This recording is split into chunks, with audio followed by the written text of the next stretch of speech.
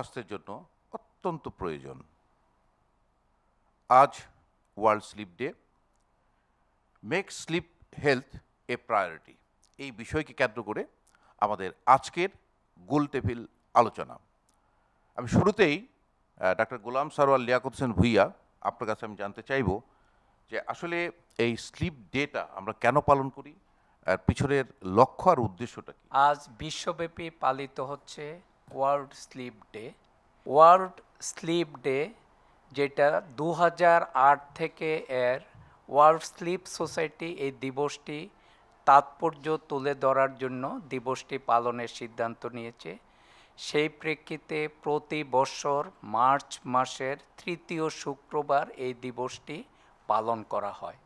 এই বছরের প্রতিপাদ্য হচ্ছে যে make sleep health a priority. আমরা যদি বাংলায় বলি সেটা সুস্বাস্থ্যের জন্য ঘুমকে অগ্রাধিকার দিন।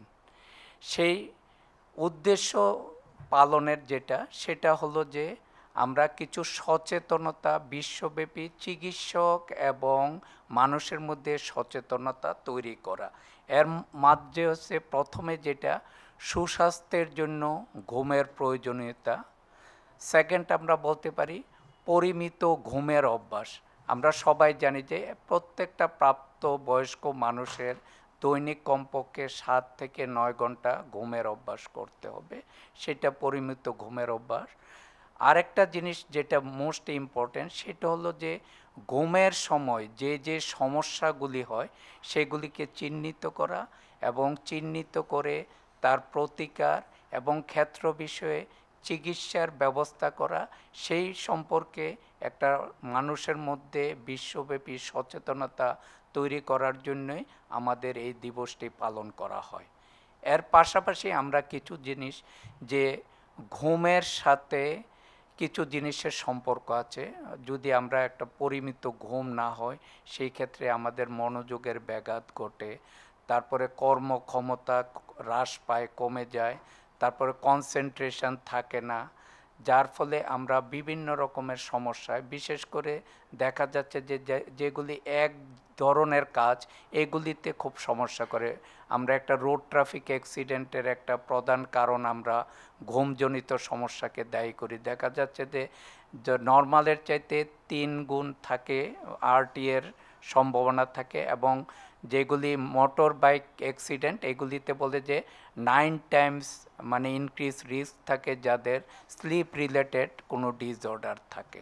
এখন চেস্ট অ্যান্ড হার্ট প্রথমবারের মতো বাংলাদেশ এই দিবসটি পালনের জন্য উদ্যোগ নিয়েছে, কারণ আমাদের কিছু ডিজিজ আছে, বিশেষ করে আমাদের অ্যাজমা, সিওপিডি, আমরা কমন রেসপিরেটরি ডিজিজ, এই ডিজিজগুলির সাথে দেখা যাচ্ছে যে অনেক ক্ষেত্রে ঘুম রিলেটেড একটা সমস্যা আছে যেটাকে আমরা অবস্ট্রাকটিভ স্লিপ অ্যাপনিয়া বলি, সেটা রিলেটেড থাকে।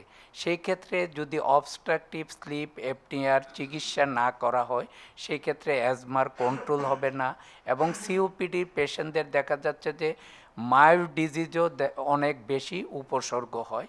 সেই জিনিসগুলি বিবেচনা করে আমরা রেসপিরেটরি ফিল্ডের ডক্টরদের মধ্যে অ্যাওয়ারনেস ক্রিয়েট করার জন্য, কারণ এটা কেউ প্রাইমারি ডিজিজ হিসাবে কনসিডার করে না, এটাকে আমরা পেশেন্ট যাতে এটাতে অ্যাওয়ার হয় এবং পেশেন্টও যাতে অ্যাওয়ারনেস ডেভেলপ করে, কারণ বোথ সাইডে এটাকে ইগনোর করে। সেই জন্যই আমরা প্রথমবার চেস্ট অ্যান্ড হার্ট অ্যাসোসিয়েশনের পক্ষ থেকে ওয়ার্ল্ড স্লিপ ডে পালনের সিদ্ধান্ত নিয়েছি। আমি ডাক্তার আব্দুল শাকুর খান, বিশিষ্ট বক্ষব্যাধি বিশেষজ্ঞ, আপনার কাছে আমি জানতে চাইব যে হেলদি স্লিপ আসলে এর প্রয়োজনীয়তাটা কি? হেলদি স্লিপ এই অর্থেই আসে যে একটা শরীর এবং মনকে সতেজ রাখার জন্য আমরা যেমন বিভিন্ন রকম ক্রিয়াকলাপ করি তার মাঝখানে একটা বিশ্রামের বিশেষ প্রয়োজন হয়। আমরা মনে করি সেই কোয়ালিটিফুল বিশ্রাম যেটা তার একটা অন্যতম অংশ হচ্ছে ঘুম। আমাদের পুরো শারীরিক কার্যক্রম কিন্তু একটা কেমিস্ট্রি, অল কেমিস্ট্রি একইভাবে চলতে পারে না, এর মধ্যে যে বিশ্রাম প্রয়োজন হয় অর্থাৎ রিচার্জ হয় শরীর, সেই রিচার্জের একটা অংশ হচ্ছে স্লিপ। এখন কথা হচ্ছে শুধু ঘুমালেই ঘুম হলো এটাই কি কোয়ালিটিফুল ঘুম? অনেক অর্থে সেটা নয়। আমরা জানি যে টোটাল হেলথ প্রোগ্রাম একটা হচ্ছে প্যাকেজ।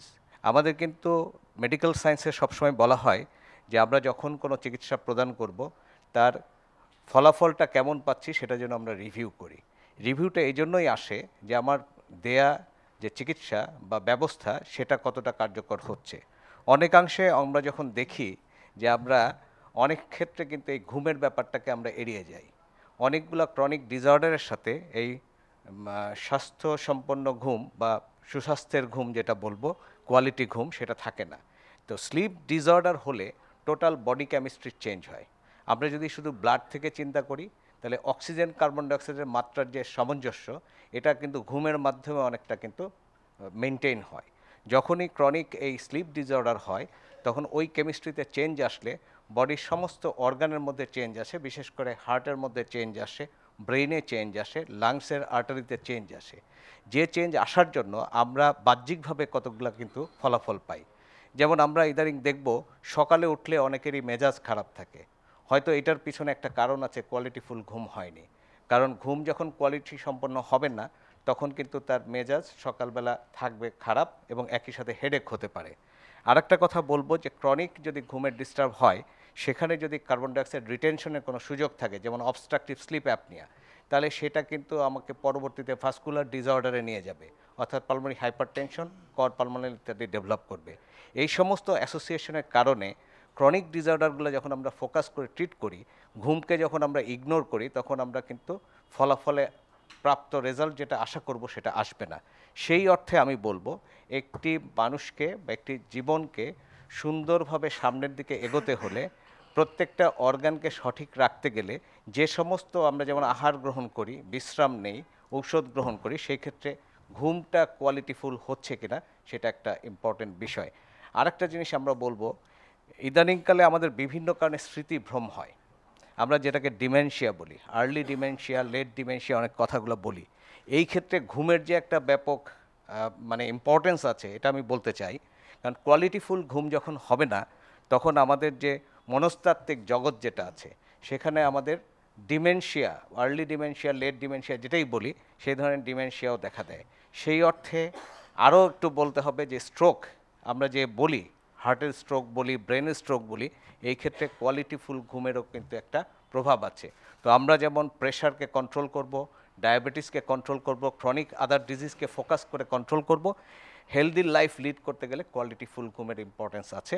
সেই অর্থে একটা কোয়ালিটিফুলের ঘুমের যে একটা ইম্পর্টেন্স আছে সেই বিবেচনায় মনে হয় এই ঘুম দিবস বা ওয়ার্ল্ড স্লিপ ডে পালন করা হয়।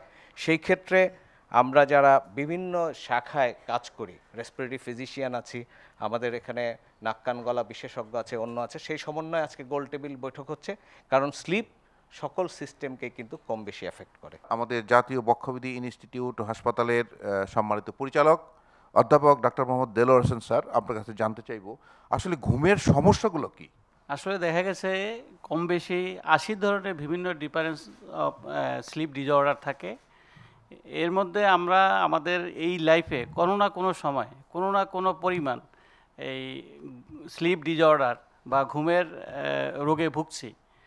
তো আমাদের কমন যে ডিসঅর্ডারগুলো সেগুলো আছে, যেমন ইনসোমনিয়া। ইনসোমনিয়া আমরা কাকে বলি? যখন একজন লোক ঘুমাতে যায় তখন দেখা যাচ্ছে ঘুম আসতেছে না, বিছানায় এপাশ ওপাশ করে, অথবা সে ঘুম আসছে একটু পরে ঘুম ভেঙে গেল, ভেঙে আর ঘুম আসতেছে না, এটাকে বলি আমরা সাধারণত ইনসোমনিয়া। এবং আমাদের জীবনে সবাই কোনো না কোনো সময় এইরকম রোগে আমরা ভুগছি। নেক্সট আছে আমাদের স্লিপ অ্যাপনিয়া। দেখা যাচ্ছে একটা লোক ঘুমাচ্ছে কিন্তু হঠাৎ করে ঘুম থেকে ভেঙে উঠে গেছে। এগুলো সাধারণত যাদের বেড পার্টনার আছে তারা বেশি এটা ফিল করে এবং তারা বেশি ডায়াগনোস করে। ঘুম থেকে উঠে গেল, ওটা হাঁপাচ্ছে। এই স্লিপ অ্যাপনিয়া সাধারণত দুই ধরনের হয়, একটা হলো অবস্ট্রাকটিভ স্লিপ অ্যাপনিয়া, আরেকটা হলো সেন্ট্রাল স্লিপ অ্যাপনিয়া। আমরা যখন ঘুমাই তখন ফেরিঞ্জিয়াল লেরেঞ্জিয়াল মাসলগুলো আমাদের ল্যাক্স হয়ে যায়, এবং বিশেষ করে আমরা যারা অবেজ তাদের তখন দেখা যায় যে রেসপিরেটরি ট্র্যাকটা একটু সংকুচিত হয়ে আসে, সিস্টেমটা বন্ধ হয়ে যায় এবং হঠাৎ করে লোকজন ঘুম থেকে উঠে চলে আসে এবং সে মনে করে যে সারাদিন সারা রাত্রে সে ঘুমাইছে, আসলে কিন্তু তার ঘুম হয় নাই। সে একটা সার্কাডিয়ান রিদমে ঘুরতেছে, ঘুমাচ্ছে আবার উঠতেছে, ঘুমাচ্ছে উঠতেছে। এইসব লোকের সাধারণত দেখা যাচ্ছে দিনে যেখানে বসে সেখানেই ঘুমে চলে আসে, অথচ মোটর বাইক চালাচ্ছে, দেখা গেলো মোটর বাইকে সে অ্যাক্সিডেন্ট করে ফেলতেছে। এবং এইসব ডিসঅর্ডারগুলো আমাদের ডায়াগনোস করতে হবে এবং সেগুলোর প্রপার ট্রিটমেন্ট দিতে হবে। নেক্সট রেস্টলেস লেগ সিনড্রোম বলি আমরা। সাধারণত দেখা যাচ্ছে যে লোক শুইছে কিন্তু তার পায়ের মধ্যে বলতেছে একটু কীরকম ক্র্যাম্পলিং পেইন হচ্ছে বা পা নাড়তে পারতেছে না, এরকম হচ্ছে। সাধারণত সেটার জন্য সাফিসিয়েন্ট ঘুম হয় না এবং সে ঘুম থেকে উঠে যায়। নেক্সট আছে আমাদের প্যারাসোমনিয়া। প্যারাসোমনিয়া আপনারা দেখবেন অনেকেই শুনেন যে ঘুমের মধ্যে হেঁটে বেড়াচ্ছে, ঘুমের মধ্যে খেয়ে বেড়াচ্ছে, ঘুমের মধ্যে গান গাচ্ছে, এরকম স্লিপ, সে ঘুমের মধ্যে কিন্তু সে তার অজান্তেই এইসব কাজগুলো করতেছে, এগুলোকে বলে প্যারাসোমনিয়া। নেক্সট কিছু আছে নার্কোলেপসি। নার্কোলেপসি হলো যে একজন মানুষ can not resist his or her sleep. সে এক জায়গায় বসছে অথবা কাজ করতেছে, সে ঘুমে পড়ে যাচ্ছে, এটাকে বলা হয় নার্কোলেপসি। তারপরে শিফটিং ওয়ার্ক ডিজঅর্ডার আছে, যেমন একজন লোক নাইট ডিউটি করে, সে তার রাতে ঘুমাতে পারে না, সে দিনে ডিফারেন্ট টাইপস অফ ইনসমনিয়া বা হাইপারসমনিয়া বা ঘুমের ডিজঅর্ডারে ভোগে, এবং এই রকম বিভিন্ন ধরনের স্লিপ ডিজঅর্ডার আছে। তো আমাদের কাজ হলো এই স্লিপ ডিজঅর্ডারগুলোকে আসলে ডায়াগনোস করা, তার প্রপার পেশেন্টকে অ্যাডভোকেট করা এবং প্রপার চিকিৎসা দেওয়া। ডাক্তার সাখাওয়াত হোসেন, আপনার কাছে আমি জানতে চাইবো যে আসলে আপনি তো আমাদের একাডেমিক রেজিস্ট্রার জাতীয় বক্ষবিদ্যা ইনস্টিটিউট হাসপাতালের, স্লিপ অ্যাপনিয়া নিয়েও আপনি কাজ করেন। স্লিপ অ্যাপনিয়া আসলে কি এবং কেন হয়?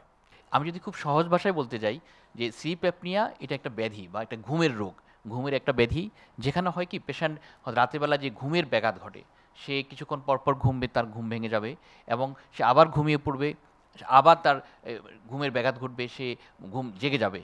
এটা এক রাতের মধ্যে অনেকবার হতে পারে, শত শতবার হতে পারে। এটাই হচ্ছে স্লিপ অ্যাপনিয়া। এখন এই যে স্লিপ অ্যাপনিয়া, এটা কেন হচ্ছে? আমরা যদি দেখি যাদের এই স্লিপ অ্যাপনিয়া হচ্ছে তাদের বেশিরভাগই পেশেন্টরা ওবেজ পেশেন্ট, তারা স্বাস্থ্য খুব ভালো, তারা খুব স্থূলকার হয়। এছাড়াও আর দেখা যায় বাচ্চাদের ক্ষেত্রে অনেক সময় হয় যেটা, যে তাদের টনসিল বড় হয়ে যায়, মানে বড় ধরনের টনসিল থাকে, অ্যাডিনয়েড বড় হয়ে যায়। এছাড়া কিছু স্ট্রাকচারাল অ্যাবনর্মালিটি থাকে, যেটা স্যার একটু আগে বললেন যে অনেক সময় মাসেলগুলো, যে ল্যারেঞ্জিয়াল ফ্যারেঞ্জিয়াল মাসেলগুলো আছেন, সেগুলো রিল্যাক্স হয়ে যায়। তখন যে শ্বাসনালী যেটা আছে, শ্বাসনালীতে বাতাস চলাচলে বাধাগ্রস্ত হয়, তখন তার ঘুম ভেঙে যায়। অনেক সময় দেখা যায় আমরা যারা স্মোকারদেরও কিন্তু এই স্লিপ অ্যাপনিয়া বা অবস্ট্রাকটিভ স্লিপ অ্যাপনিয়া তারা ভোগে। তারপরে আছে আপনার যারা অ্যালকোহল ইউজ করে, খুব বেশি অ্যালকোহলে অভ্যস্ত, তাদের এইটা হয়। এবং মাঝে মাঝে দেখা যায় কিছু ওষুধ আছে যেটা আমরা প্রেসক্রাইব করি, বিশেষ করে সিডেটিভ টাইপের ওষুধগুলো, এই ওষুধগুলোর জন্য কিন্তু স্লিপ অ্যাপনিয়া হয়। হ্যাঁ, রাতেরবেলা অনেক সময় তাদের ঘুম ভেঙে যায় বা যে অবস্ট্রাকটিভ স্লিপ অ্যাপনিয়া এই সমস্যাগুলো তারা ভোগে আর কি। অধ্যাপক ডাক্তার রফিকুল ইসলাম, আপনার কাছে জানতে চাইবো, এই যে অবস্ট্রাকটিভ স্লিপ অ্যাপনিয়া, এই রোগে আক্রান্ত হচ্ছে কারা বেশি ঝুঁকিতে থাকে? যে মেয়েরা সাধারণত মহিলাদের মধ্যে পুরুষরা বেশি আক্রান্ত হয়। ওবেসিটি একটা এই সবচাইতে একটা important cause of sleep apnoea. About 50% patient থেকে দেখা যায় যে এই obesity is the main cause of sleep apnoea. nasal obstruction and decreased mandible is another cause of the sleep apnea. And some factors that may aggravate on sedative, some drugs that may aggravate the sleep apnea. Some disease, acromegaly, hypothyroidism, that may aggravate the sleep apnea. The sleep apnea কথা বলতে গেলে slip apnea এই পেশেন্টগুলোকে diagnosis করা কিন্তু খুব সোজা। Patient যখন আসে আমরা কিন্তু অনেক ক্ষেত্রে এই পরীক্ষা নিরীক্ষা ছাড়াই বলতে পারি যে এটা স্লিপ অ্যাপনিয়ার পেশেন্টের একটু অবস থাকবে, শর্ট নেক থাকবে, এবং বেশিরভাগ ক্ষেত্রে পেশেন্টগুলোর যেটা একটি হিস্ট্রি থাকবে যে নাইট স্লিপ থাকবে না, নাইটে স্লিপ হবে না। বেড পার্টনার যে সে থাকে সে বলবে যে এই পেশেন্ট সারা রাত ঘুমায় না, সারা রাত নড়াচড়া করে। তো এই ওবেসিটি থেকে শুরু করে এই বাকি যে কজগুলো আছে, এই কজগুলো যদি আমরা একটু খেয়াল করি, ভালো করে করতে পারি, তাহলে স্লিপ অ্যাপনিয়া থেকে আমরা একটা মুক্তি পাবো। এ পর্যায়ে আমি ডাক্তার জালাল মহসিন উদ্দিন, আপনার কাছে জানতে চাইবো যে আপনি আসলে এই স্লিপ অ্যাপনিয়া নিয়ে অনেক সময় অনেক রিসার্চ করে থাকেন, গবেষণা করে থাকেন। আপনি জানতে চাইবো যে আসলে এই অবস্ট্রাকটিভ স্লিপ অ্যাপনিয়া আমাদের দেশের প্রেক্ষাপটে উপসর্গগুলো সাধারণত কী নিয়ে আসে? উপসর্গগুলো অবশ্যই গুরুত্বপূর্ণ, কারণ মানুষের মধ্যে সচেতনতা ডেভেলপ করতে হলে মানুষ জানতে হবে আসলে লক্ষণগুলো কী কী। তো একসময় প্রচলিত ছিল যে নাক ডেকে ঘুমানো। আমরা মনে করতাম যে এটা একটা খুব শান্তির ঘুমাচ্ছে লোকটা আসলে, কিন্তু এই নাক ডাকা কিন্তু এই ভদ্রলোকের জন্য ক্ষতিকর হতে পারে। সুতরাং নাক ডেকে ঘুমানো কিন্তু সবসময় শান্তির ঘুম না। এটা কিন্তু একটা স্লিপ অ্যাপনিয়ার প্রায় সব রোগী ধরনের ক্ষেত্রে এটা উপস্থিত থাকে, নাক ডাকাটা। বিশেষ করে যাদের সেন্ট্রাল ওবেসিটি আছে, আমরা বলবো যাদের একটু ভুঁড়ি আছে, হ্যাঁ, একটু মোটাসোটা, এদের কিন্তু হওয়ার সম্ভাবনাটা খুব বেশি। কারণ বডির চারিদিকে যেরকম আমার ফ্যাট জমছে, ঠিক শর্ট নেক গলার চারিদিকে কিন্তু ফ্যাট জমা হয়, ফলে এয়ারওয়ে প্যাসেজটা কিন্তু ন্যারো হয়ে যায়। সুতরাং ঘুমানোর সময় এই ধরনের এয়ারওয়েগুলো কিন্তু কলাপস হওয়ার সম্ভাবনা বেশি থাকে। আমরা জানি একটা মেটাবলিক সিনড্রোম, যেখানে ওবেসিটি, ডায়াবেটিস, হাইপারটেনশন এগুলা আলোচনায় চলে আসে, কিন্তু পরবর্তী কম্পোনেন্টটা কিন্তু এই স্লিপ অ্যাপনিয়া, অর্থাৎ এই ওবেসিটির একটা অন্যতম আউট প্রোডাক্ট হলো এই স্লিপ অ্যাপনিয়া। তো এখানে সবচেয়ে বেশি কমপ্লেন করে ওই ভদ্রলোকের পাশে যিনি শুয়ে থাকেন, স্বামী বা স্ত্রী, বলে যে নাক ডাকার চোটে আমি সারা রাত ঘুমাতে পারি না, হ্যাঁ। এবং যে ভদ্রলোক নাক ডাকেন তিনি বলেন যে মনে হলো সারা রাতই ঘুমাইলাম কিন্তু টায়ার্ডনেস কাটতেছে না, মানে মনে হয় যে ঘুমটা ফ্রেশ হচ্ছে না আর কি, হ্যাঁ। এটা কারণ হলো যে স্লিপ অ্যাপনিয়ার কারণে ঘুমটা যে বারবার ভেঙে যায়, ওই ভদ্রলোক নিজেও টের পান না যে ঘুমটা বারবার ভেঙে যাচ্ছে, কিন্তু বেড পার্টনার বলেন যে নাক ডাকতে অনেক সময় মনে হয় নাক ডাকা বন্ধ হয়ে গেল, মনে হলো দমই বন্ধ হয়ে গেল, তখন আমি তাকে ধাক্কা দিই, আবার সে নাক ডাকা শুরু করে। তো এইভাবে সারা রাত চলতে থাকে, ফলে একটা ঘুমের ফ্রেগমেন্টেশন হয়, ঘুমটা ভেঙে ভেঙে যায়, যদিও ওই রুগী অনেক সময় বুঝতে পারেন। আরেকটা জিনিস হলো যেটা সবচেয়ে ইম্পর্টেন্ট বিষয়, একটা ড্রাউজিনেস বা মানে ঝিমানি থাকে সারা দিন। এর ফলে দেখা যায় যে কর্মক্ষেত্রে তার পারফরমেন্সটা নষ্ট হয়, হ্যাঁ, এবং তার যে কাজের প্রতি মনোযোগিতা, এটাও একটা ডিসরাপশন হয়। আবার দেখা যায় যে যাদের ঘুম যদি কম হয় আপনার কিন্তু ওবেসিটি পেয়ে বসবে, কারণ ঘুম কমের কারণে ফিজিক্যাল অ্যাক্টিভিটি কমে যায়, ফলে লোকটা আরও বেশি মোটা হতে থাকে, আরও বেশি স্লিপ অ্যাপনিয়া আক্রান্ত হতে থাকে। সুতরাং এই যে সাইকেলটা তৈরি হয়, এই সাইকেলটা ডিসরাপশন করার জন্য কিন্তু স্লিপ অ্যাপনিয়া চিকিৎসা খুবই জরুরি আর কি। রুগীরা মনে করে যে সারাদিন ঘুম হয়নি তো আমি একটু ঘুমের ওষুধ খাই আর কি, হ্যাঁ। দেখা গেল ঘুমের ওষুধ খাওয়ার পরে সমস্যাটা আরও বেড়ে গেল। যে ঘুমের যদি সঠিক কারণ না জেনে যদি অনেক সময় আমরা ঘুমের ওষুধ প্রেসক্রাইব করি, সেই ক্ষেত্রে কিন্তু অবস্থা আরও ডিটোরিয়েট হতে পারে আর কি। তো এখানে একটা জিনিস দেখা যায়, আরও বেশ কিছু জিনিস, যেরকম কারো কারো ক্ষেত্রে দেখা যায় যে প্রেশার কন্ট্রোল হচ্ছে না, ব্লাড প্রেশার সবসময় হাই থাকতেছে, হ্যাঁ। তো এটা কিন্তু স্লিপ অ্যাপনিয়ার কারণে হতে পারে। যারা দেখবেন যে প্রেশার কন্ট্রোল হচ্ছে না বা এরকম অ্যাজমা বা সিওপিডি কন্ট্রোল হচ্ছে, তারা কিন্তু সন্দেহ করতে পারেন বা ডাক্তারের কাছে যেতে পারেন যে তাদের স্লিপ অ্যাপনিয়া আছে কি না, এই বিষয়ে একটা ধারণা লাভ করতে আর কি। এ পর্যায়ে আমি ডাক্তার আশরাফুল ইসলাম খান আপনার কাছে জানতে চাই যে এই যে সবসময় দেখলাম যে স্লিপ অ্যাপনিয়া এবং ওবেসিটি একদম ওতপ্রোতভাবে জড়িত, ওবেসিটির কারণেই স্লিপ অ্যাপনিয়ার মেইন কারণ হিসেবে চিহ্নিত করা হয়, অন্যান্য কারণ তো আছেই। আপনার কাছে জানতে চাই আসলে ওবেসিটি কিভাবে স্লিপ অ্যাপনিয়াতে এফেক্ট করছে বা কি করা উচিত? স্থূলতার একটা মূল কারণ হচ্ছে অবস্ট্রাকটিভ স্লিপ অ্যাপনিয়া, এবং এই স্থূলতার কারণে দেখা যায় যে তার ঘাড় এবং গলা বা শ্বাসনালী এখানে যে ফ্যাট ডিপোজিশন হয় সেটার জন্য এই শ্বাসনালীটা অনেকটা, আমি বাংলায় বলি, আরও সরু হয়ে যায় বা অবস্ট্রাকশন দেখা যায়। তখন এই শ্বাসনালীর জন্য অনেক সময় শ্বাসের সমস্যা হয়।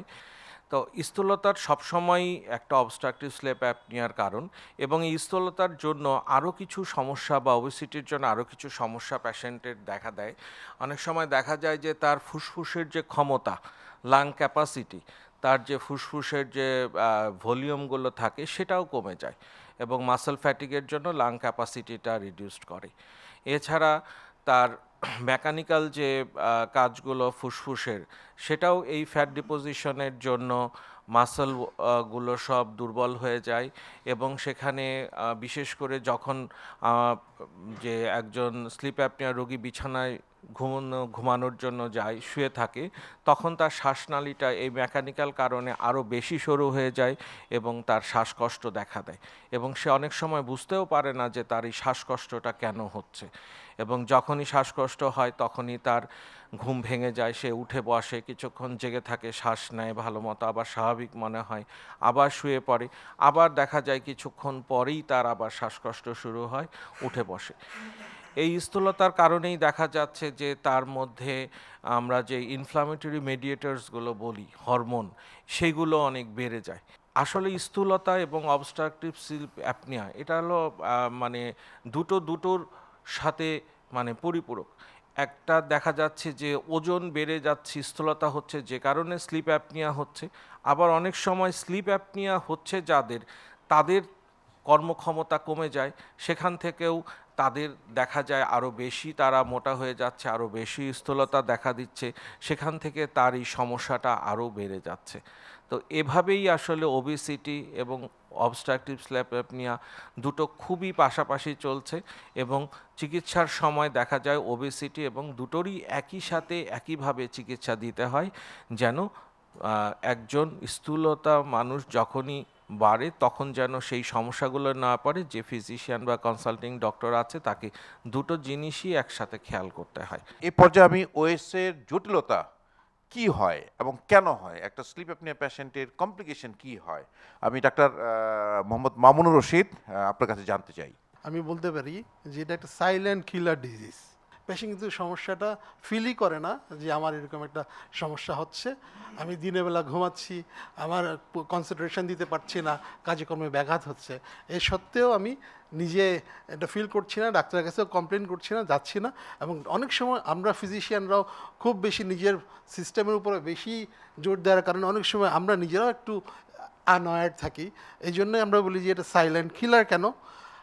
এই আমরা ইতিমধ্যে আমরা জেনেছি যে স্লিপ অ্যাপনিয়াতে যে জিনিসটা হয়, obstruction in the airway during slip, মানে শ্বাসনালীতে অবস্ট্রাকশন হয়ে যায়, শ্বাসের মাসেলগুলা রিল্যাক্স হওয়ার কারণে ওই সময় শ্বাস বাতাস যে প্রবাহটা হয় নর্মালি আমরা ব্রিদিংয়ে করি, এই প্রবাহটা ব্যাঘাতগ্রস্ত হয়। ব্যাঘাতগ্রস্ত হওয়ার কারণে স্লিপের মধ্যেই রুগীদের অক্সিজেনের মাত্রাটা কমে যায়।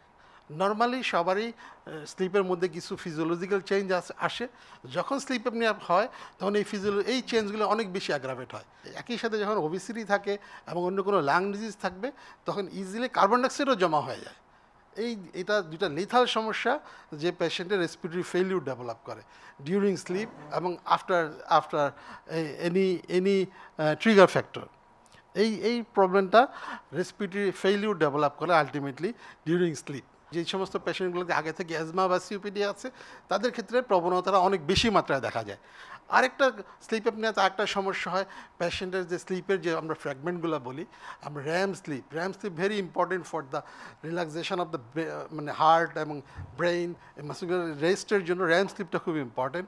এই স্লিপ অ্যাপনিয়া রোগীদের র্যাম স্লিপটা হয় না, যার কারণে বডিতে নিউরো হরমোনাল একটা চেঞ্জ আসে, মানে কিছু সাইটোকাইন্স, কিছু হরমোনাল বেশি ক্যাটেকোলামাইন্স, এগুলোর মাত্রাটা বেড়ে যায়, যার কারণে এই পেশেন্টগুলো easy prone to develop cardiac problems, coronary artery disease আমরা বলি, স্ট্রোক। এদের সমীক্ষায় দেখা গেছে যে সাধারণ মানুষের তুলনায় স্লিপ অ্যাপনিয়া পেশেন্টের 3 গুণ বেশি সম্ভাবনা সে এই সমস্ত সমস্যাগুলোতে আক্রান্ত হবে। কমনলি যে সমস্যা সবার ক্ষেত্রেই হয়, যে কোনো মাত্রা স্লিপ অ্যাপনিয়া পেশেন্টের যেটা হয় সেটা হচ্ছে যে poor concentration in the work place. যারা ক্রিয়েটিভ কাজ করেন তাদের ক্রিয়েটিভিটিতে সিভিয়ারলি এফেক্টেড হয়। যারা আর একটু পরিশ্রমের কাজ করেন তাদের ক্ষেত্রেও এফেক্টেড হয়। আলটিমেটলি এটা productivity for himself, productive for the family and Nations, সবার ক্ষেত্রেই এটা এফেক্টেড হয়। ইনকে যদি ড্রাইভারদের যদি হয় সেক্ষেত্রে রোড ট্রাফিক অ্যাক্সিডেন্টের মাত্রাটা বেশি হয়, দেখা যায় যে এই মাত্রাটা অনেক ক্ষেত্রে 6 গুণ মাত্রা পাওয়া গেছে।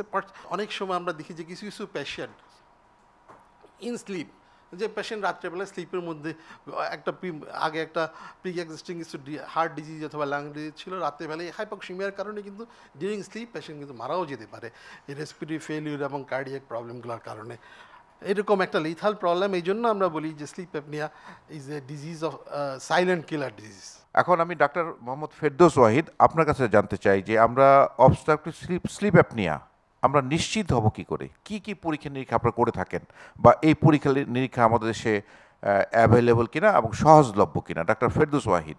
যিনি নাক ডাকেন উনি কিন্তু বুঝতে পারেন না যিনি নাক ডাকছেন, আর নাক ডাকাই মানে স্লিপ অ্যাপনিয়া এটা কিন্তু বলা যাবে না। স্লিপ অ্যাপনিয়াতে নাক ডাকে আর নাক ডাকাই স্লিপ অ্যাপনিয়া এটা বলা যাবে না। এটা কনফার্ম করার জন্য আমাদের স্লিপ টেস্ট করতে হবে। তো স্লিপ টেস্টের নাম হচ্ছে পলিসোমনোগ্রাফি। পলিসোমনোগ্রাফিতে আমরা 2 ধরনের পলিসোমনোগ্রাফি করতে পারি, একটা ল্যাব পলিসোমনোগ্রাফি, একটা হোম পলিসোমনোগ্রাফি। ল্যাব পলিসোমনোগ্রাফির সুবিধা এটাই যে আমাদের পূর্ববর্তী বক্তা বলছেন যে সেন্ট্রাল স্লিপ অ্যাপনিয়া এবং অবস্ট্রাকটিভ স্লিপ অ্যাপনিয়া এই দুটোই কিন্তু আমরা ল্যাবরেটরি পলিসোমনোগ্রাফিতে আইডেন্টিফাই করতে পারি। কিন্তু হোম পলিসোমনোগ্রাফি যেটা বাসায় যারা স্লিপ টেস্ট করি আমরা, সেই স্লিপ টেস্টের মাধ্যমে শুধুমাত্র অবস্ট্রাকটিভ স্লিপ অ্যাপনিয়াটা ডায়াগনোস করা যায়। এখন আসেন এই স্লিপ টেস্টে আমরা কী দেখার চেষ্টা করি। এই স্লিপ টেস্টের মাধ্যমে আমরা দেখার চেষ্টা করি শ্বাসনালী শুরু হয়ে যাওয়ার পরে তার শ্বাস বন্ধ হয়ে যায়, এটাকে বলে অ্যাপনিয়া। আর শ্বাস মাঝামাঝি বন্ধ হয় কিন্তু সাথে সাথে অক্সিজেন লেভেল ফল করে। এই অক্সিজেন লেভেল যদি 3% বা 4% নিচে ফল করে এটাকে বলি আমরা হাইপোঅ্যাপনিয়া। তা আমরা এই দুইটা জিনিস দেখার চেষ্টা করি, শ্বাস বন্ধ হয়ে যাচ্ছে কি না, মানে তার অ্যাপনিয়া হচ্ছে কি না, অথবা শ্বাস বন্ধ হয়ে পুরাটা বন্ধ হচ্ছে না, সাথে তাদের অক্সিজেন কমে যাচ্ছে কিনা, এটা বলে হাইপোঅ্যাপনিয়া। সে প্রতি ঘন্টায় তার কতবার অ্যাপনিয়া হচ্ছে, কতবার হাইপোঅ্যাপনিয়া হচ্ছে, এই জিনিসটা আমরা রেকর্ড করার চেষ্টা করি। একটা মানুষ যদি প্রতি ঘন্টায় তার এই অ্যাপনিয়া হাইপোঅ্যাপনিয়া, আমরা বলি অ্যাপনিয়া হাইপোঅ্যাপনিয়া ইন্ডেক্স, এটা নর্মালি 5-এর নিচে থাকে, মানে 5 বার তার এই সমস্যা হইতে পারে প্রতি ঘন্টায়। যদি 5 থেকে 15 বার তার এই অ্যাপনিয়া হাইপোঅ্যাপনিয়া ইন্ডেক্স হয়ে যায় তাহলে আমরা বলতে পারি যে মাইল্ড টাইপের অ্যাপনিয়া, মাইল্ড টাইপের ওএসএ। যদি 15 থেকে 30 বার তার শ্বাস এরকম বন্ধ হয়ে যায় প্রতি ঘন্টায় তাহলে তো আমরা বলতে পারি মডারেট টাইপের ওএসএ। যদি 30 বারের বেশি তার শ্বাস এরকম বন্ধ হয়ে যায় তাহলে আমরা বলি এটা সিভিয়ার টাইপের ওএসএ। এইভাবে আমরা ক্যাটাগরি করতে পারি যে আসলে তার নাক ডাকা এটা স্লিপ অ্যাপনিয়া কিনা, আর স্লিপ অ্যাপনিয়া হলে এটা তার মাইল্ড কিনা, নাকি মডারেট কিনা, না সিভিয়ার কিনা। এটা আমরা স্লিপ টেস্ট বা পলিসোনোগ্রাফির দ্বারা এটা আমরা করতে পারি। এটা আমরা দুইভাবে করতে পারি, এটা ল্যাব পলিসোনোগ্রাফি যেটা আমরা সেন্ট্রাল স্লিপ অ্যাপনিয়া এবং অবস্ট্রাকটিভ স্লিপ অ্যাপনিয়া ডায়াগনোস করতে পারি, অথবা স্ক্রিনিং পারপাজে আমরা হোম পলিসোনোগ্রাফি করতে পারি যেটা আমরা অবস্ট্রাকটিভ স্লিপ অ্যাপনিয়া ডায়াগনোস করতে পারি। এখন আসলে সুবিধা অসুবিধাটা কি? একটা মানুষ বেড চেঞ্জ করলে কিন্তু তার ঘুম ভালো হয় না, এই জন্য হোম পলিসোনোগ্রাফির সুবিধা এখানেই। সে নিজের বেডে ঘুমায় তার টেস্ট করবে, একটা হাসপাতালে এসে তার ঘুম হতে চায় না। যদিও এটা gold standard for diagnosis of sleep apnoea lab polysomnography, এই জন্য এখন হোম পলিসোনোগ্রাফির প্রতি অনেক দেশে কিন্তু আগে বাড়তে, আমাদের দেশেও কিন্তু হোম পলিসোনোগ্রাফি খুব র্যাপিডলি ইনক্রিজ করতেছে। তবে আমি আমার তরফ থেকে একটা আবেদন যা করবো এই গোল্ড টেবিল বৈঠকে, আমাদের দেশে কিন্তু ENT care, eye care, respiratory care আছে, কিন্তু আমাদের দেশে স্লিপ কেয়ার সেন্টার তৈরি করা হওয়া উচিত, যেখানে মাল্টি ডিসিপ্লিনারি অ্যাপসোস, ইএনটি স্পেশালিস্ট, পালমোলজিস্ট যারা কিনা এই স্লিপ সেন্টারকে চালাবে এবং স্লিপ টেস্ট করে প্রপার ডায়াগনোস করে ট্রিটমেন্ট দেবে। আমি আমাদের এখানে ইনসেপ্টা ফার্মাসিউটিক্যালসের এক্সিকিউটিভ ডিরেক্টর জনাব আশরাফ উদ্দিন আহমেদ সাহেব, আপনার কাছে আমি জানতে চাইবো, বরাবরের মতো ইনসেপ্টা কিন্তু নতুন নতুন ঔষধ, নতুন নতুন ডাইমেনশন, নতুন নতুন চিকিৎসা পদ্ধতি আমাদের সাথে আপনারা থাকেন সবসময়। এই ওবেসিটি নিয়ে আপনাদের আসলে ইনসেপ্টার ভূমিকা কি? ঘুমের সাথে শারীরবৃত্তীয় অনেক কিছুই জড়িত, ওবেসিটিও জড়িত। তো ওবেসিটি একটা ডিজিজ ওয়ার্ল্ড ওয়াইড এবং এটা ব্যাপক আকারে আমাদের দেশেও ছড়ায় পড়তেছে, পশ্চিমা বিশ্বে বেশি, আমাদের দেশেও ব্যাপক আকারে ওবেস মানুষ। তো আমরা এই জন্য নতুন কিছু ওষুধ প্রথমে নিয়ে আসছি, আর আমরা সেমাগ্লুটাইড, আপনারা জানেন আমরা ফিচারও নামে মার্কেটে দিয়েছি, বিভিন্ন স্ট্রেংথে এগুলো মার্কেটে পাওয়া যায়। এইটা ওবেসিটিতে যেমন কাজ করে। এরপরে আমরা একটা নতুন জেনারেশন ড্রাগ নিয়ে এসেছি, সেটা হচ্ছে টিরজেডাপাইড। এইটা হচ্ছিল ডায়াবেটিস এবং ওবেসিটি দুইটার পরে ভালো কাজ করে, এবং এতে প্রায় 10 to 15% আপনার ওজন কমে যায় মানুষের।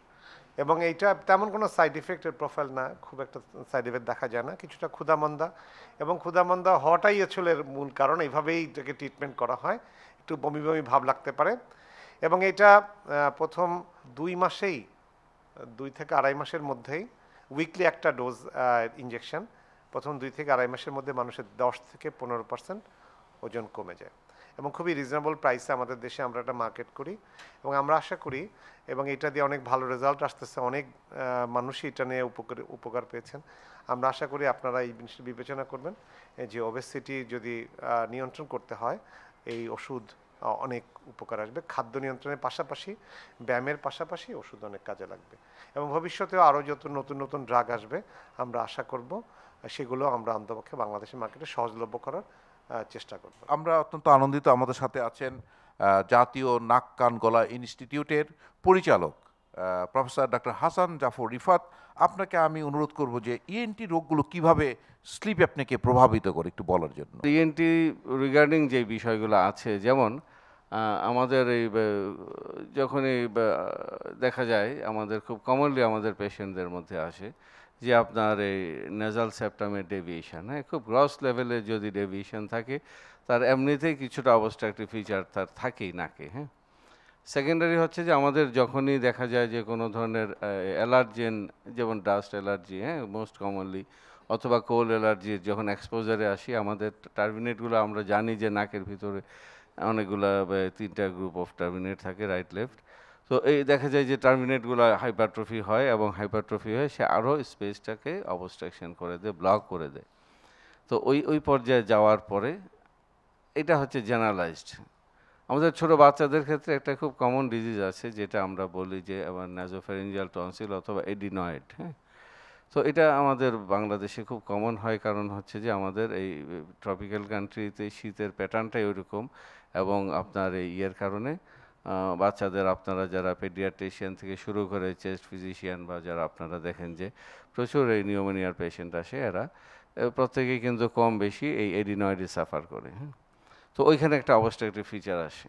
ওয়েল, তো এরপর আপনার এটা হচ্ছে ছোটো বাচ্চাদের ক্ষেত্রে। জেনারেলি যেটা হয় যে আমরা যেটা অবেসিটির কথা বললেন, যে অবেসিটি হলে পরে আমাদের ফ্যাট ডিপোজিশনের কারণে মাসেল টোন কমে যায়, অথবা মাসেলের কন্ট্রাকশন পাওয়ার কমে যায়। তো আমরা জানি যে আমরা যখন নিঃশ্বাস নেই, হ্যাঁ, তখন আমরা নেজোফ্যারিংসটাকে এটা ওরোফ্যারিংস হয়ে তারপরে কিন্তু যাবে আপনার লাংসে, হ্যাঁ। তো আরও অন্য ইয়ের মাধ্যমে। তো আমার ওরোফ্যারিংসে যদি কোনো সমস্যা থাকে, লাইক টনসিলের প্রবলেম আছে, তো সে তো আরও কিছুটা প্যাসেজ কিন্তু নষ্ট করে দিল, হ্যাঁ, অকুপাই করে ফেললো। আবার অথবা আমার ফ্যারিঞ্জিয়াল যে মাসেলগুলো, সেই মাসেলগুলো রিল্যাক্সড থাকার কারণে আমার দেখা যায় যে টোটালি এই পেশেন্টের অবস্ট্রাকটিভ ফিচারটা ডেভেলপ করে। তো এই স্লিপ অ্যাপনিয়াতে দেখবেন যে ফার্স্ট পেশেন্টের শুরু হয় স্নোরিং দিয়ে। তো স্নোরিং দিয়ে সে এসে কমপ্লেন করে যে আমার খুব স্নোরিং হয়, ফ্যামিলি মেম্বাররা খুব বিরক্ত হয়, পার্টনাররা বিরক্ত হয়। তো ওইটাকে আমরা করতে গিয়ে ফার্স্টে আমরা আইডেন্টিফাই করি যে তার নেজাল অবস্ট্রাকশনগুলো আছে, তখন আমরা ওইভাবে ট্রিটমেন্ট করার চেষ্টা করি। তো এরপর আমরা কিন্তু ওরাল ক্যাভিটি থেকে শুরু করে ওরোফ্যারিংস পুরাটাই আমরা দেখি, এক্সামিন করি যে ওইখানে অবস্ট্রাকটিভ কোনো ফিচার আছে কি না। তো এই ডিজিজগুলোকে এবং সেই সাথে যেই বিষয়টা আছে যে আপনার অবেসিটি, এই দুইটাকেই কিন্তু আমরা অ্যাড্রেস করি। তো আমাদের কাছে ইনিশিয়ালি যখন আসে, আমার বাংলাদেশে আপনারা জানেন যে স্লিপ অ্যাপনিয়ার উপরে কাজ করে এরকম বেশ কিছু আমাদের সার্জন আছেন যারা এই সার্জারি করেন। আমি অত্যন্ত সৌভাগ্যবান যে আমার এখানে উপস্থিত আছেন এমন একজন সার্জন। তো এটাকে স্লিপ অ্যাপনিয়া থেকে কিন্তু আমরা সার্জিক্যাল ওয়েতে এই গেট রিড অফ আইটেমটাকে অ্যাড্রেস করতে পারি। জাতীয় বক্ষবিধি ইনস্টিটিউট হাসপাতালের সাবেক পরিচালক প্রফেসর ডাক্তার শাহিদুর রহমান খান, আপনার কাছে আমি জানতে চাই যে আসলে এই স্লিপ অ্যাপনিয়া রোগের মেডিকেল চিকিৎসা কি? আমরা অবস্ট্রাকটিভ স্লিপ অ্যাপনিয়ার ম্যানেজমেন্টের ক্ষেত্রে আমরা যখন রোগী আসে, আমরা পেশেন্টের সাথে যখন কথা বলি, সিমটমগুলো আলোচনা হয়ে গেছে, সে ঠিক ক্লাসিক্যালি বলে যে স্যার ঘুমাই উঠি বসি, ঘুমাইতে পারি না, সারা রাত ব্রোকেন স্লিপ, দিনের বেলা স্নমনোলেন্স, ডে টাইম স্নমনোলেন্স, কাজ করতেছে, কারোর সাথে কথা বলতেছে, সে নিজেই ঘুমায় যাচ্ছে। সো আমরা তখন ধরে নিচ্ছি যে স্লিপ অ্যাপনিয়া। তো আমরা এটা কনফার্ম হওয়ার আগে আমরা তাকে একটু দেখি যে কারেক্টেবল কজগুলো আছে কিনা, এন্ডোক্রাইন সিস্টেমিক কোনো ডিজিজ আছে কিনা, হাইপোথাইরয়েডিজম, ওবেসিটি, মেটাবলিক সিনড্রোম যা আছে, এগুলো কোমরবিডিটিসগুলো কিন্তু ইকুয়ালি অ্যাড্রেস করতে হবে স্লিপ অ্যাপনিয়া ভালো করতে গেলে। কারণ স্লিপ অ্যাপনিয়ার জন্য ওই ডিজিজগুলো বাড়বে, আবার ওই ডিজিজগুলোর কারণেও স্লিপ অ্যাপনিয়া সৃষ্টি হতে পারে। সেই জন্য আমরা ওভারঅল দেখে ফাইনালি আমরা যেটা করি, হোল নাইট বা ওভারনাইট পলিসোনোগ্রাফি, যেটা ফুল পলিসোনোগ্রাফি, ফুল লেংথ, ওটা আমরা করে আমরা শিওর হয়ে যাই এটা অবস্ট্রাকটিভ স্লিপ অ্যাপনিয়া। এবং এখানে যদি কারেক্টেবল কজ থাকে, আমরা কারেকশানগুলো এডিনোইডেক্টমি বা টনসিল এবং ডিএনএস এগুলো যদি থাকে, সার্জিক্যাল অপশানগুলো আমরা নিতে পারি, কারণ তাতে করে পার্মানেন্টলি কিওর হবে। আমরা যদি কনফার্ম হয় স্লিপ অ্যাপনিয়া, আমরা আসলে তার সিমটম রিলিফের জন্য আমরা ইমিডিয়েটলি যেটা করতে পারি সেটা হচ্ছে তার ওয়েট রিডাকশানের একটা প্ল্যান দিতে পারি। সেকেন্ডলি হচ্ছে আমরা সাধারণত সিপ্যাপ অথবা বাইপ্যাপ এগুলো ইউজ করতে বলি। কিছু নেজাল অ্যাপ্লায়েন্সেস আছে যেগুলো নাক, গলা এগুলার যে ইউনিফর্মিটি, প্যাডেন্সি মেনটেনের জন্য ইউজ করা হয়, এগুলা আমরা হেল্প নিতে পারি। সো স্লিপ অ্যাপনিয়ার ম্যানেজমেন্টের ক্ষেত্রে আমরা এই জিনিসগুলো করব, পাশাপাশি পেশেন্টের লাইফস্টাইল মডিফিকেশান, সে যে তার ওবেসিটি হচ্ছে, এগুলোর ব্যাপারে তাকে একটা প্রপার গাইডলাইন দিতে হবে। আর তার স্লিপের পরিবেশটা অ্যাকচুয়ালি সঠিক কিনা এটা একটা দেখার বিষয় আছে। ওভারঅল সে একটা কাম অ্যান্ড কুল রুমে ঘুমাচ্ছে কিনা, সেখানে তার মানে আলোর ডিস্টারবেন্স যাতে না থাকে, ওভারঅল একটা জেনারেল তার। এছাড়াও আরও অনেকগুলো বিষয় আছে যেটা খাদ্যের ফ্যাটি ডায়েট নিচ্ছে, বেশি অ্যালকোহল নিচ্ছে, তারপরে সে ক্যাফিন খাচ্ছে কিনা, কোকেইন বা কোকেইন নিকোটিন, এই সমস্ত ওয়াইড স্প্রেড তার একটা লাইফস্টাইলের চেঞ্জ কিন্তু পাশাপাশি লাগবে to manage finally the obstructive sleep apnoea. আমি আর এখানে সার্জারির একটা বড় বিষয় আছে, ম্যাক্সিলো ফেশিয়াল সার্জারি। এখানে বিভিন্ন ধরনের প্যালাটিনের উপর মাসেলের উপর সার্জারি করা হয়। তো এগুলো কিন্তু আমরা অ্যাজ ফাইনাল রিসোর্ট হিসেবে রাখবো যদি ওভারঅল সব কিছু দেখার পরেও ম্যানেজমেন্ট না হয়। আমরা অত্যন্ত আনন্দিত যে আমাদের সাথে আছেন Holy Family Red Crescent Medical College এবং হাসপাতালের সম্মানিত পরিচালক এবং president association of surgery for sleep apnoea professor doctor Khurshed Alam Majumdar. Sir, আপনার কাছে আমরা জানতে চাইব সার্জিক্যাল চিকিৎসা অফ অবস্ট্রাকটিভ স্লিপ অ্যাপনিয়া। আমাদের টার্গেট হলো কোয়ালিটি অফ স্লিপ, এবং এই কোয়ালিটি স্লিপের জন্য যেটা খুব দরকার সেটা হলো আমাদের প্রপার অক্সিজেন সাপ্লাই, এবং আমাদের বডির যে ডিমান্ড আছে অক্সিজেনের। আমাদের ইএনটির ব্যাপারটা হলো আমার নাক, কান, গলা এদিক দিয়ে বাতাসটা যেহেতু ফুসফুসের মধ্যে যাবে, সেখানে কোনো রকমের কোনো অবস্ট্রাকশন আছে কিনা অক্সিজেন ফ্লোতে, অক্সিজেনের ফ্রি ফ্লো চাই। আমি যদি ঘুমের মধ্যে অ্যাপনিয়া হওয়া মানে নিঃশ্বাস বন্ধ হয়ে যাওয়া, অক্সিজেন বন্ধ হয়ে যাওয়া, কাজে আমরা অক্সিজেনের প্রবাহটাকে যেন প্রপারলি মেনটেন করতে পারি, এটাই আমাদের ইএনটি সার্জনদের টার্গেট। এবং বডির যে ডিমান্ড, একটা মানুষ যখন ওভারওয়েট হয়ে যায় তখন দেখা যায় বডির ডিমান্ড তার দ্বিগুণ পরিমাণ অক্সিজেন লাগবে, সেটার প্যাসেজ তো নাই। কাজে এই নাকের প্যাসেজ, গলার প্যাসেজ, শ্বাসনালীর প্যাসেজ এডিকুয়েট কিনা এটা আমরা এক্সামিন করে যদি দেখি যে এখানে আমাদের অবস্ট্রাকশন আছে। চিলড্রেনের ক্ষেত্রে দেখা যায় এডিনয়েড নেজোফেনিক্স হয়ে এয়ারওয়ে অবস্ট্রাকশন করে দিল, বাচ্চাদের অবস্ট্রাকটিভ স্লিপ অ্যাপনিয়া হচ্ছে, সার্জারি করে দিলাম, কিউট।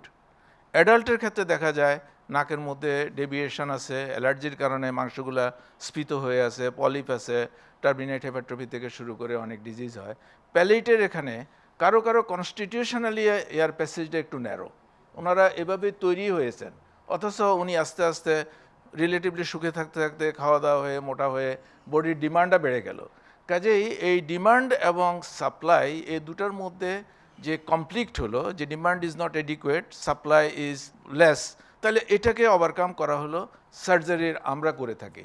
আমরা যদি নাকের মধ্যে যে অবস্ট্রাকশন আছে এটা একটা সার্জারি করে যদি ওপেন করে দিতে পারি কমপ্লিটলি, এবং প্যালেটের এখানে নাকের শেষ মাথার ছিদ্রে যেখানে অনেক সফট টিস্যু গ্রো করে আমাদের এই জায়গাগুলো বন্ধ করে দিল, আমরা এগুলোর জন্য সার্জারি করি। বেজ অফ দ্য টাঙের মধ্যে একটা মানুষ যখন মোটা হয় তার জিহ্বাটাও মোটা হয়, কাজে ওইখানে গলার ছিদ্রটা চিকন হয়, ইভেন ল্যারিংসটাও কখনো কখনো এয়ারওয়েটা প্যাসেজ হয়। আমরা এই 4টা লেভেলেই সার্জারি করি। আমরা ফ্যারিংসকে আমরা বলি রিলোকেশন ফ্যারিঙ্গোপ্লাস্টি করি, টার্মিনোপ্লাস্টি করি, সেপ্টোপ্লাস্টি করি, এগুলো হলো অপারেটিং প্রসিডিউরগুলোর নাম। এগুলোর মাধ্যমে আমরা কিন্তু প্যাসেজটাকে যদি মোটা করে দেই, অক্সিজেনের ফ্লো যদি প্রপারলি হয়, সে যদি রাত্রে ঘুমের মধ্যে যদি তার অক্সিজেনের ডিমান্ড যদি অবস্ট্রাকশন না হয়, তখন সে আর কখনো স্নোর করে না। আমি অলমোস্ট রেগুলার সার্জারি করি, এবং আমি association of surgeons for sleep apnoea Bangladesh আমরা 2014-তে শুরু করে এ পর্যন্ত 9টা ইন্টারন্যাশনাল কনফারেন্স করেছি। আমরা বিদেশ থেকেও অনেক সার্জন এনে আমরা আমাদের ডাক্তারদেরকে ট্রেন্ড আপ করেছি। আজকে আমি দাবি করতে পারি যে একটা সময় ছিল আমি যখন এমবিবিএস পড়ার সময় বা তারপরে স্পেশালিস্ট হওয়ার সময় এই ডিজিজটার সম্বন্ধে কিছু জানতামও না, পড়তামও না, পড়িও নাই, কিন্তু পরবর্তীতে এটা শিখে আমাদের দেশে আজকে আমি দাবি করে বলতে পারি যে কমপক্ষে 100 জন ইএনটি সার্জন এই সার্জারিতে স্কিল্ড, এবং ওনারা এটা করছেন, প্র্যাকটিস করছেন, এবং এটাতে আমাদের অনেক মানুষের sleep apnoea, obstructive sleep apnoea overcome হচ্ছে, মানুষ সার্ভিস পাচ্ছে।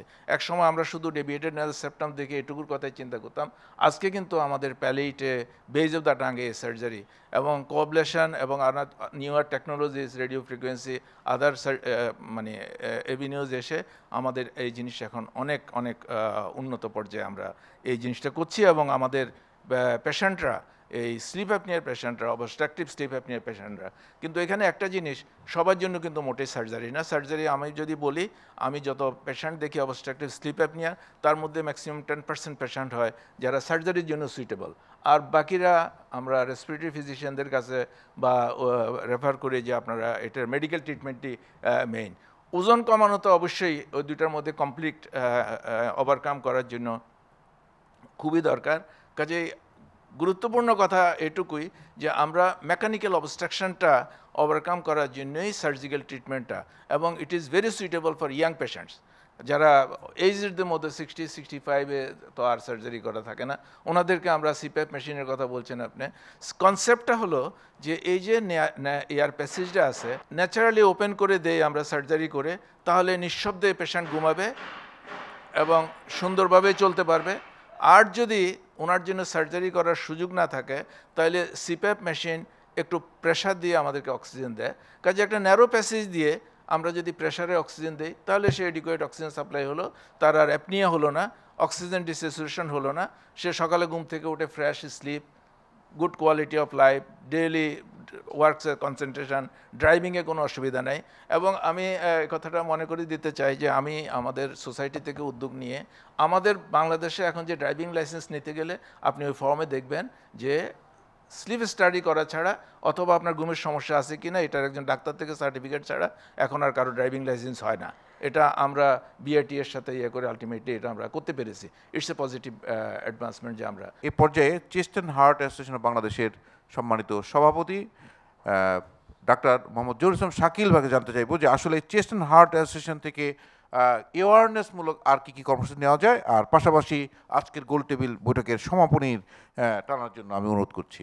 আমাদের চেস্ট অ্যান্ড হার্ট অ্যাসোসিয়েশনের এই গোল টেবিল বৈঠক আয়োজন করার উদ্দেশ্য হলো জনগণকে সচেতন করা, আমাদের সুস্থতা থাকার জন্যে, মনকে সতেজ রাখার জন্যে ঘুম একটি অপরিহার্য অঙ্গ।